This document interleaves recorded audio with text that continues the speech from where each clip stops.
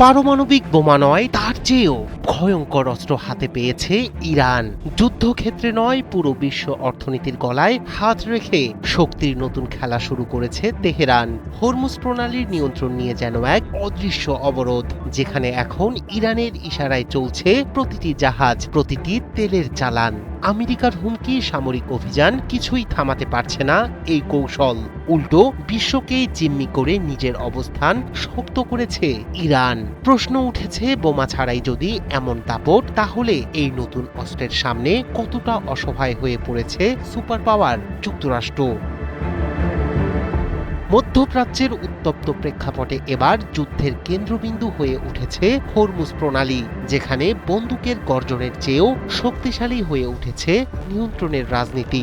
দীর্ঘদিন ধরে ধারণা করা হতো পারমাণবিক অস্ত্র অর্জনের মাধ্যমে বিশ্বকে চাপে রাখাই ইরানের মূল লক্ষ্য, কিন্তু সাম্প্রতিক ঘটনা প্রবাহ দেখাচ্ছে তেহরান হয়তো আরও কার্যকর অস্ত্র খুঁজে পেয়েছে। তা হচ্ছে বিশ্বের অন্যতম গুরুত্বপূর্ণ জ্বালানি করিডোরের নিয়ন্ত্রণ। প্রতিদিন এই হরমুজ প্রণালী দিয়ে পরিবাহিত হয় বিশ্বের মোট তেলের প্রায় 1/5, আর সেই পথেই এখন ইরানের কৌশলগত দখলদারিত্ব স্পষ্ট।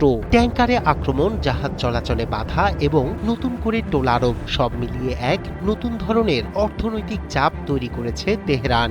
বিশ্লেষকদের মতে এটি সরাসরি সংঘর্ষের চেয়েও বেশি কার্যকর।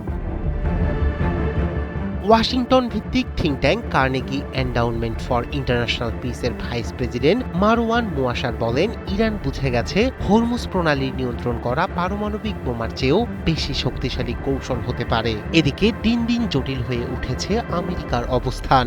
মার্কিন প্রেসিডেন্ট ডোনাল্ড ট্রাম্প সম্প্রতি সামাজিক যোগাযোগ মাধ্যমে ক্ষোভ প্রকাশ করে ইরানকে হুমকি দিয়েছেন প্রণালী খুলে দেওয়ার জন্য। তবে বাস্তবতা বলছে, সামরিক প্রচেষ্টা সত্ত্বেও এই গুরুত্বপূর্ণ জলপথ পুরোপুরি নিয়ন্ত্রণে আনতে পারেনি ওয়াশিংটন। অপারেশন এপিক ফিউরি নামের সামরিক অভিযানের মধ্যেও কাঙ্ক্ষিত ফল না পাওয়ায় হোয়াইট হাউসে বাড়ছে হতাশা। এমনকি বিশ্লেষকরা বলছেন, প্রণালী সম্পূর্ণ মুক্ত না করেই যুদ্ধ শেষ করার চিন্তাও করছে পেন্টাগন।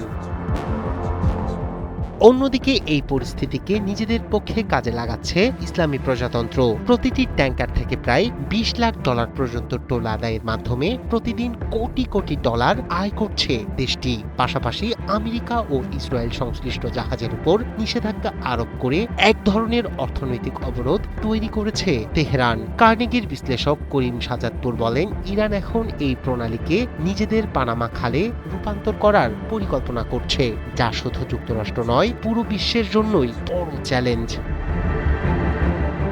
বিশ্লেষকরা সতর্ক করেছেন, এই সংঘাত এখন আর শুধু সামরিক শক্তির নয়, এটি রাজনৈতিক সহনশীলতা এবং অর্থনৈতিক নিয়ন্ত্রণের যুদ্ধ।